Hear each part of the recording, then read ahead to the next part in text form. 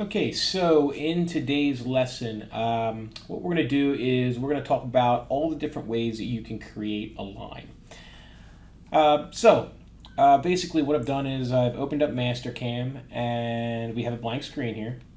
And the first thing I'm going to do is I'm going to head to my wireframe page. If you're not already on there, you can go to that. And you can see here, these are kind of broken up in our wireframe. So this is all of our drawing tools here. And they're broken up by basically what they are. So we have arcs, lines, points. What we're going to focus on in this lesson is the lines. So we're going to focus on this area here.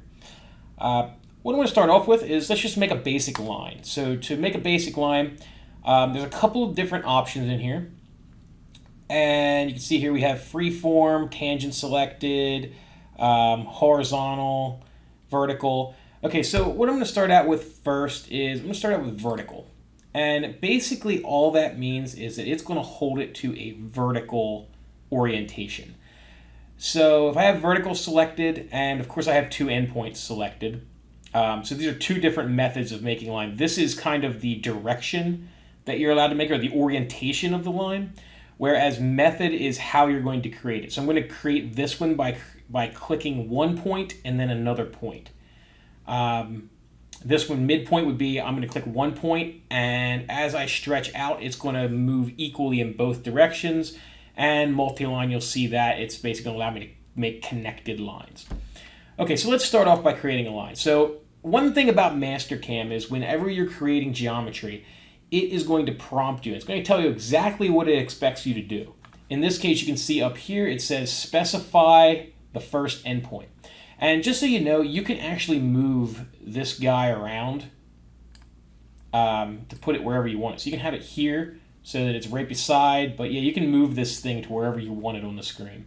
It's really handy because sometimes you forget whether to select one thing first or another thing first. It's very helpful when you're getting into more complex modeling. Okay, so without further ado, let's go ahead and click. So I'm going to start a line right here. And no matter where I drag my cursor, it's only going to allow that line to go vertical, either in the negative or in the positive, depending which direction my cursor lies in relative to my first click. So now just to create the end of that line, I'm just going to click again wherever I want, there, and that line is finished.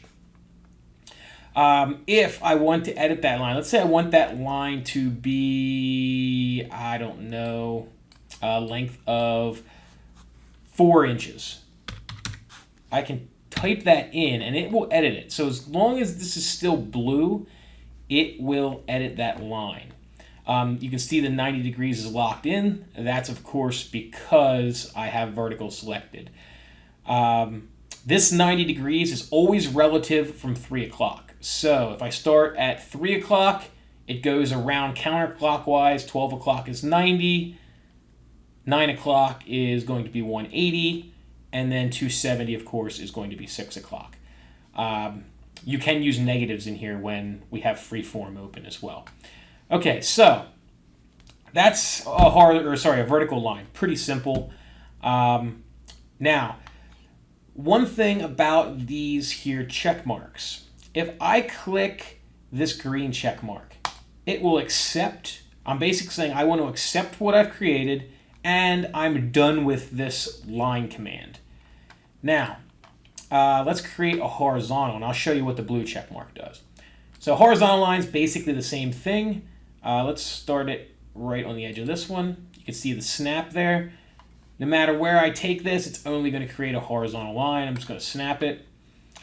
Now, let's say I'm done with this line. I like this line. I want to keep what I created, but I want to create another line right away. I really don't want to exit the command because it's going to be more mouse clicks. I can just click this blue OK. And that's going to accept the line, but it's also going to allow me to stay in the command and create another line immediately. So notice these here. We call them snap points in AutoCAD. I call them snap points here too. It's basically a term I use. So people use some different terminologies for those. All right, so one thing I want you to note here. All right, so I snap there. It's going to make a little node point if I hold it over. Okay, see that little node point appear? Now, that just basically means if I snap, or if I click my mouse, it's going to snap exactly to the end of that line. Now, let's say I wanted to find a midpoint. I can actually hover over this till it creates that node point, and then go hover over this till it creates a node point. And now it will actually create a midpoint for me that I can connect to. And I can do that. That's going to be a midpoint directly between. If you were to draw a straight line between these 2 points, the middle of that line is where it created that node point. Say I wanted to create a midpoint from here to here, and you can see there, it snaps me. It gives me a midpoint to snap to. So that's very handy. That can be come in very, very handy. Okay, so let's get out of there. Let's delete these guys. So that's basically how you make a horizontal vertical line. And now let's go to Freeform. What Freeform allows us to do is now it's saying specify first endpoint. So I'm going to specify the first one, and I can specify anywhere. Now I have the angle. My angle is actually open. It's allowing me to make this thing any direction I want. So I can click here, and I'm just making an angle or a line at that angle. Now I can always adjust this because this is not final yet. I did not click the green or the blue button. So let's say I wanted it to be 25 degrees exactly. Right there we go. It adjusted it. Now it's exactly 25. Let's say I want that line to be exactly 5.0 inches. Now, it will take or add to the line at the second click. So where I start create line, the start point, it will not adjust that at all. That will be set in stone. It will adjust the second endpoint. So let's say I like that line. I'm going to hit check, and there we go. Now I have my line. The other thing I can do is I can create a line, and I can already lock it in at 45 degrees. Right there, it's going to lock in. Now it's already locked in at this, so I would need to change that. So now it's making a 0 line length. Say I want that to be 1.0, enter, and it'll lock that in. I'm going to click out of there, and let's start over, and let's say I want this to be 45 point. Click, 45 point, enter, and if I just put that in, now I can actually drag it the length that I want. So if I don't know what exactly that length is, and it's just supposed to meet up with something else up here, I can start it, and then I can drag it up, and I can even go past it and then trim it if I want, which trims a feature that we'll get into a little bit later in a different lesson. This tangent button, let me show you what that does. So this tangent button, I'm just going to delete this stuff so it doesn't get too cluttered. Obviously, tangents have to do with arcs. So let me just create a quick circle here and create 2 of them.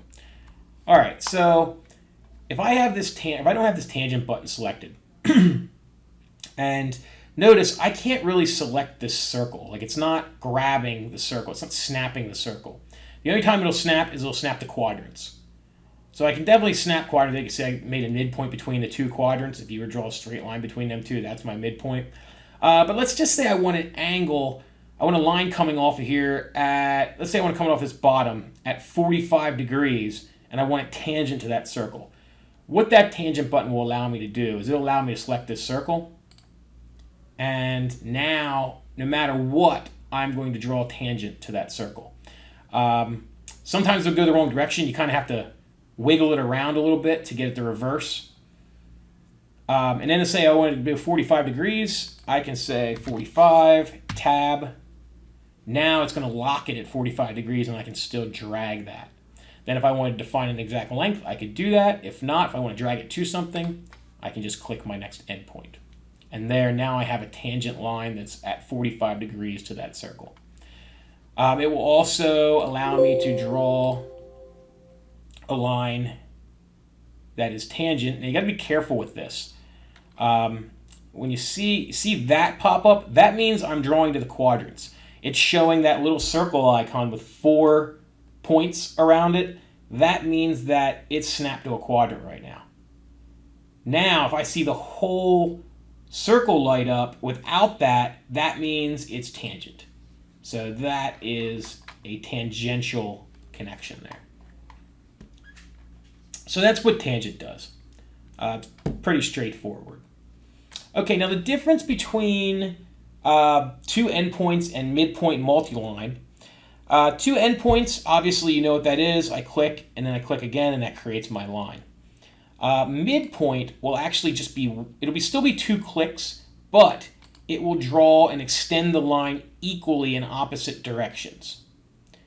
So when I create this line, it's still 2 clicks, and of course I can put my angle in just as I did with anything else, but it's a midpoint. It'll actually draw it the opposite direction over there. Now it's saying the length of that line is 5.48 inches. So let's take a look. It's actually giving you the whole length of the line. It's not going to give you half. It's going to give you the whole length. So just something that's important to keep in mind if you create something with a midpoint line. You want to put in the whole length of the line, not half the supposed length. Okay, so let's go back to the line, and let's go to multiline. Multiline is what you're going to probably use the most. I use this very often, especially when I'm drawing something, particularly when I'm drawing for lathe parts. Generally, what I'll do is just do the outline of a lathe part like this. It allows me to just keep clicking and just keep creating lines continuously. And of course, I still have the ability to restrict these as I see fit. Let's say, for instance, I wanted to make a... Let's say I wanted to make a bunch of lines that were of equal length. And say I want to make a shape or something where all the lines want to be one length. What I could do is I can click on line, and let's say I want it to be 1 inch long. Okay? I can click this lock button. And now every line that I make, it will be locked in at 1 inch.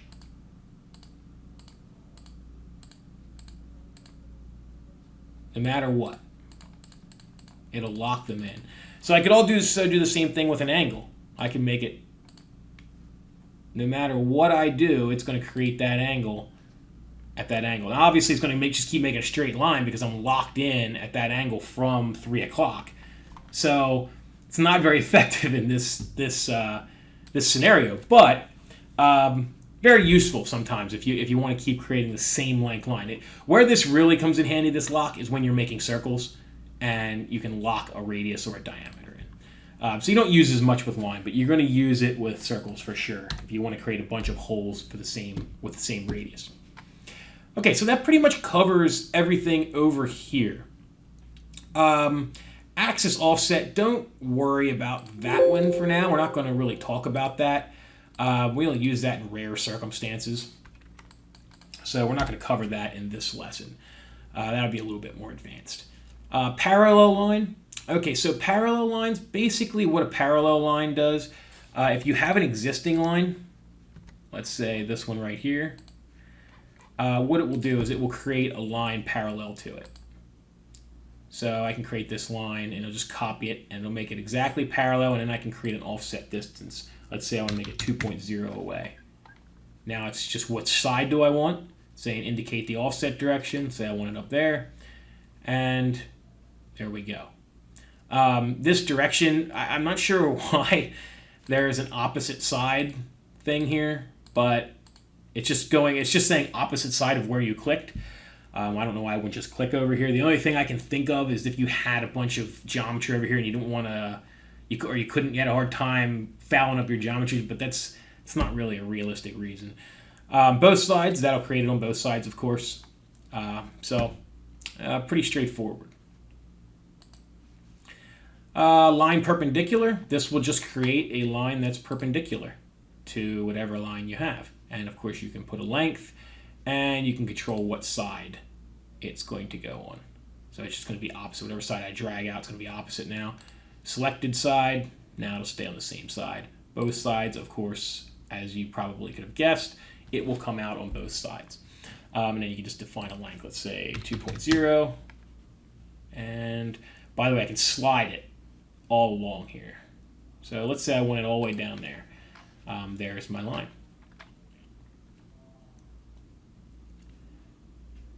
All right, so let's do, oops. Circle, center. Yeah, it's because it's locked in. So the reason it wasn't working is because these were locked in, and notice it right away. 1.0 radius, oops, 1.0, and click the center point. Okay, so there we go. Now let's take tangent, and let's say I want to create a line tangent. Obviously I'm on both sides, so that's why it's going to create two tangent lines. Let's go selected side. So now it's just going to create it on the selected side. It's just going to create a tangent line from there coming out. So this is good for drawing slots, things like that. And then you do perpendicular, and let's do tangent. Oh, that was perpendicular, sorry. And then do tangent for parallel. We need to select a line and then an arc. So basically what this is going to do, it's just going to make it tangent to the edges of the arc. If I just do selected side, it just does to the side that I selected. So you don't use this very often, but it's there if you need it. So it's good to always know what you have available. Sometimes you run into situations where you actually can use some of this stuff, but it's not something that you use very often. This is a cool feature, actually, this one here. So what this will do, and let me just make that one. Okay, so what this line closest will do is if I can select any entity. So I select this one and this one, it's going to make a line the shortest distance between these two. For instance, this one and this, oops, I got out of the command. There and there. And let's say I wanted to do one between here and here. It goes from that edge to there. And let's say I want to do one between here and here. It's just making the shortest distance, connecting them, the shortest distance between those two entities. Let's see what else we got here. Oh, bisecting line. Okay, so this one here, let's say, for instance, I use a multi-point, and let's unlock these guys. And let's create, let's create something like that. Say we have two lines coming off of something, or even probably more realistic is something like that. And let's say we want to bisect that angle. All you need to do is select this bisect, and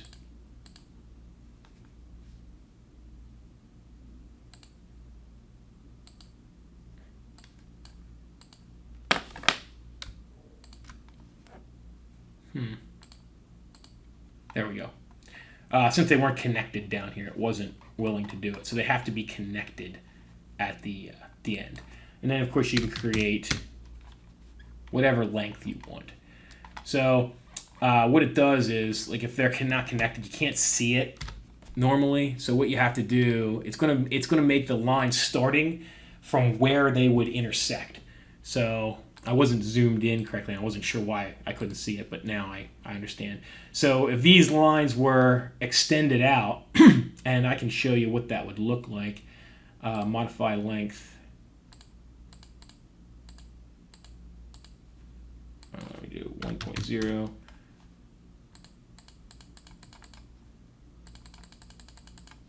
You see they extended out. That's where it starts this line at. So it starts it way down there where they would intersect. So that's the only drawback to that thing, but it still is useful. If you ever need to bisect some lines, and it definitely happens. Okay, so line tangent point through. I've never used this actually when I was doing anything, but it's there. So I'm going to show you guys what it's for. I just need to create a couple points here to demonstrate it. So line tangent through. Now it's going to ask you to select your arc, and then it's going to ask you to select your point. And what that's going to do, it's going to, if you were to draw a line from the shortest point from here to this circle, it's then going to create a tangent line perpendicular to that. So when I select this, it's going to create a line perpendicular. So imagine this point going through, straight through here, perpendicular, then it's going to create a tangent line from there. Again, I haven't used this, I don't think, ever in a real world scenario, but again, it's there if you need it. You may run into a situation, just because I haven't used it doesn't mean that you're never going to run into something where you could utilize this feature. Okay, so let's delete those, and let's do the last one, line normal. So I usually say this till later. I try to, and then sometimes I forget to go over it, so I'm just going to go over it now. This is way down the road you might use this. This is going to be using surfaces and stuff like that, so you won't have to worry about this in this class, this level class. But I just want to show you what it does so you know at least. What we need to do is create a surface for this. So I'm just going to go on, I'm actually going to go to my front plane, and I'm just going to create like a line. Actually, you know what? I'm going to create an arc. Arc would be cooler. So let's just do this and hit check. And I'm going to transform this guy. Let's translate it. And selection. And just select my little check. And I'm going to go to surfaces, and I'm going to loft this thing. I'm going to select this one and that one. Okay, so I just basically created a surface there. There's a couple different ways. I could have extruded that. I could have done that a bunch of different ways. I just did a loft because that's the first one I saw. For those of you who have had AutoCAD or anything like that, extrude would be the normal way of doing it, but it's just the first thing I saw, so I chose that one. All right, so let's get back to that, and let's go to normal. So what this is going to do, this is going to create a line that is normal, basically perpendicular to any point on this. In this case, it's a cylinder. So any point on this cylinder surface. So if I click here, and of course it's just basically giving me a point, I'm going to hit yes, and you can see here it actually created a point both directions because I have both selected. If I did normal, it's going to do it to whichever side this arrow is. If I did reverse normal, it's going to come out on the outside. Now, chances are we probably want it on the outside because it's such a small diameter that we'll be doing. The length, you can just define the length. And if you run into a situation you're not sure what the length is, I always just make it longer, and then I find a way of trimming it. So let's make it 3 inches so you can see it a little better. No matter where I click, it's going to make it normal to that surface, 90 degrees.